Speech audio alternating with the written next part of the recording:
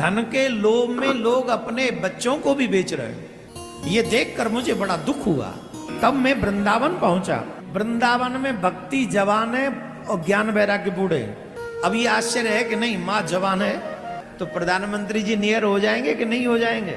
अब कन्हैया से डायरेक्ट संबंध हमारा नहीं है और हम इस लायक नहीं कि हमारा संबंध इतनी जल्दी जुड़ जाए।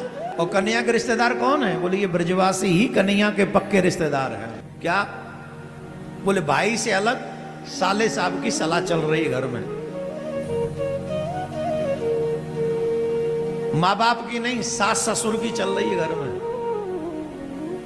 दूसरे, धन के लोभ में लोग अपने बच्चों को भी बेच रहे हैं। घर घर में कलेश है, द्वंद है, कोई भी गृहस्थी चैन में नहीं है। ये देखकर मुझे बड़ा दुख हुआ और ये दुख को देखकर मैं अनेकों तीर्थों में गया। तीर्थों में भी मन को शांति नहीं मिली। तब मैं वृंदावन पहुंचा। तथा शर्मयम दृष्टाम श्रूयताम तन्मुनीश्वरः एकातु तरुणी तत्र निषन्न खिन्नमानसा। मैं जब वृंदावन में जहां भगवान नित्य लीला करते हैं वहां पहुंचा तो वहां मैंने एक दृश्य देखा। एक युवान स्त्री। कहां कहां कौन कौन गया वृंदावन? प्रियाकांत जी के दर्शन किस किसने किए? कैसे हैं हमारे ठाकुर जी?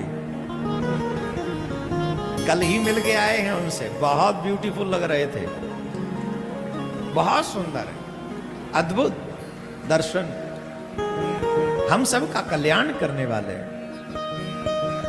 वृंदावन जो जाते हैं और वृंदावन की रज को जो माथे पे लगाते। अच्छा देखो सुनो, वृंदावन, ये पूरा प्रसंग बड़ा है इसलिए शॉर्ट में कह देते। वृंदावन में भक्ति जवान है और ज्ञान वैराग्य बूढ़े। कौन बूढ़े? भक्ति के पुत्र बूढ़े, बुजुर्ग हैं, पड़े अचेत अवस्था में पड़े। अब ये आश्चर्य है कि नहीं, मां जवान है और पुत्र वृद्ध है। भक्ति महारानी कहती ये मेरे दुख का कारण है। लोग मुझसे कहते ये कैसी मां है कि खुद तो जवान है लेकिन पुत्र वृद्ध है, ये मेरे दुख का कारण है, मैं करूं तो क्या करूं। अब वृंदावन में भक्ति जवान कैसे है, युवा कैसे है और ज्ञान वैराग्य वृद्ध कैसे है? वृंदावन गए हो ना? हम हमेशा कहते ब्रजवासी की उंगली पकड़ लो। क्यों कहते हैं?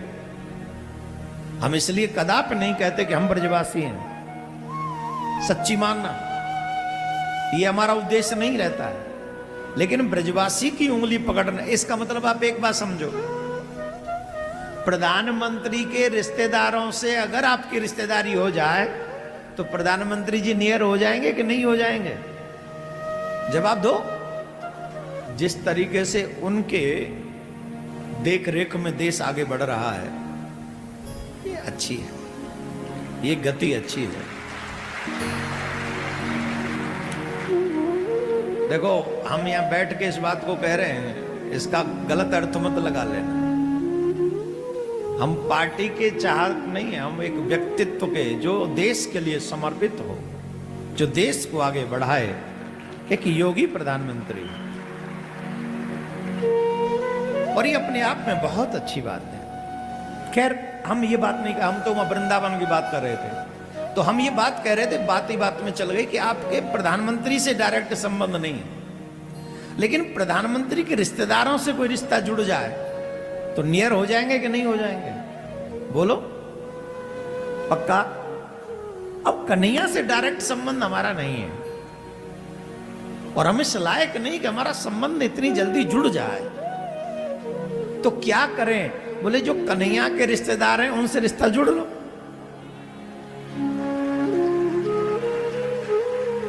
जो कन्हैया के रिश्तेदार हैं, और कन्हैया के रिश्तेदार कौन है? बोले ये ब्रजवासी ही कन्हैया के पक्के रिश्तेदार हैं। कौन है? कन्हैया के पक्के रिश्तेदार हैं। और एक और बात बताएं, जितने ब्रजवासी ढंग से कन्हैया को गाली दे सकते हैं ना, कोई नहीं दे सकता। अभी हम कुछ दिन पूर्व हमारे वृंदावन के महान संत से मिले और उनसे हमने एक ही बात कही कि महाराज कोई गुण नहीं है सिवाय इसके कि हम ब्रजवासी हैं। तो महाराज जी ने बड़ी अच्छी बात हमसे कही, बोले यही जो आपका गुण है ना, ब्रजवासी हूं, यही गुण पर्याप्त है, क्योंकि भगवान से ज्यादा रिश्ता कोई निभा नहीं सकता। इस संसार में तो मतलब से रिश्ते बनाते हैं और तोड़ देते हैं, लेकिन ठाकुर जी या तो किसी से रिश्ता बनाता नहीं है और बना ले तो पूरा निभाता है, तोड़ता तो कभी भी नहीं है। तो ये सौभाग्य है कि हमारा संबंध कन्हैया से है, गोविंद से है, हम ब्रजवासी। तो ब्रजवासियों से संबंध अगर आपका हो गया, उंगली पकड़ ली